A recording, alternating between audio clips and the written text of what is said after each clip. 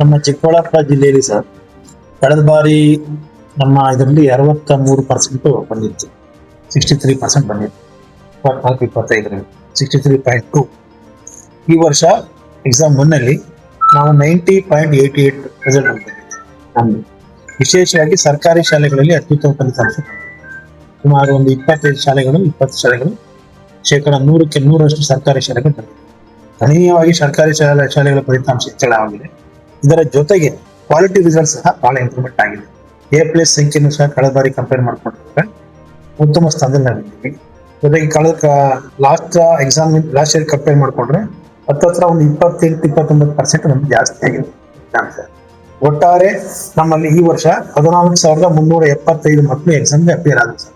ಈ ವರ್ಷ ಅದ್ರಲ್ಲಿ 12,999 ಮಕ್ಕಳು ಪಾಸ್ ಆಗಿದೆ. ನಮ್ದು ನಿಮ್ಗೆ ಹೇಳಿದಂಗೆ ಬಹಳ ಕೂದಲಿನ ಅಂತರದಲ್ಲಿ 90.88 ಇದೆ ಅಂತಿಲ್ಲ, ಅದರಲ್ಲಿ 91 ಸಮಥಿಂಗ್ 92 ಆರೆಂಜ್ ಅಲ್ಲಿ ಇರ್ತಕ್ಕಂಥ ಸುಮಾರು 20 ಜಿಲ್ಲೆ ಇದೆ. ಅದರಲ್ಲಿ ಬಹಳ ಕೂದಲಿನ ಅಂತರದಲ್ಲಿ ನಮ್ಗೆ ಸ್ವಲ್ಪ ಆಸ್ಥಾನ ಇದಾಗಿದೆ. ತುಂಬಾ ವೇರಿಯೇಷನ್ ಏನಾಗಿಲ್ಲ. ಸೊ ರಿಸಲ್ಟ್ ಇಂಪ್ರೂವ್ಮೆಂಟ್ ಆಗಿದೆ, ಕ್ವಾಲಿಟಿ ಇಂಪ್ರೂವ್ಮೆಂಟ್ ಆಗಿದೆ, ಸರ್ಕಾರಿ ಶಾಲೆ ಗುಣಮಟ್ಟ ಇಂಪ್ರೂವ್ಮೆಂಟ್ ಆಗಿದೆ, ರಿಸಲ್ಟ್ ಅಲ್ಲಿ ಇಂಪ್ರೂವ್ಮೆಂಟ್ ಆಗಿದೆ.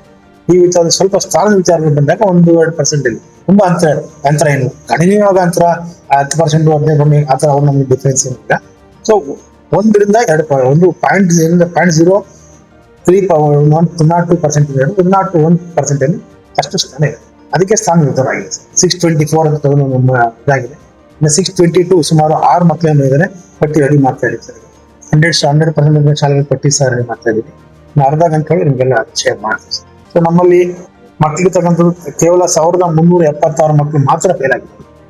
ಒಟ್ಟಾರೆ 14,375ರಲ್ಲಿ 12,000 ಅಂದ್ರೆ ಆಲ್ಮೋಸ್ಟ್ 13,000 ಮಕ್ಕಳು ಪಾಸ್ ಆಗಿದ್ದಾರೆ. 1,300 ಮಕ್ಕಳು ಮಾತ್ರ 370 ಮಕ್ಕಳು ಮಾತ್ರ